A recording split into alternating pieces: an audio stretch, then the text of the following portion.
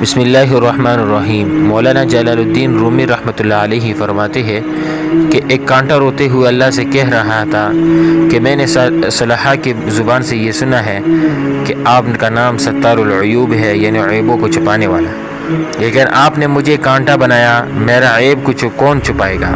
مولانا رومی رحمۃ اللہ علیہ فرماتے ہیں کہ زبان حال کی دعا پر اللہ تعالیٰ نے اس کے اوپر پود پیدا کر دی ہے تاکہ وہ پھول کے دامن میں اپنا منہ چھپا لے۔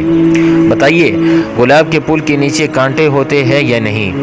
مگر باغبان ان کانٹوں کو باغ سے نہیں نکالتا، باغ سے صرف وہ نکالے جاتے ہیں جو خالص کانٹے ہیں، جنہوں نے کسی پھول کے دامن پر پناہ نہیں لی۔ اسی طرح جو اللہ والوں سے نہیں جڑتے ان کے لیے تو خطرہ ہے، لیکن جو گناہگار اللہ والوں کے دامن میں منہ چھپائے ہوئے ہیں وہ نہیں نکالے جائیں گے، بلکہ ان اللہ والوں کی برکت سے ایک دن وہ بھی اللہ والے بن جائیں گے۔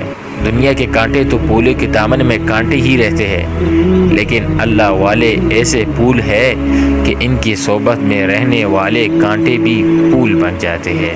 سبحان اللہ۔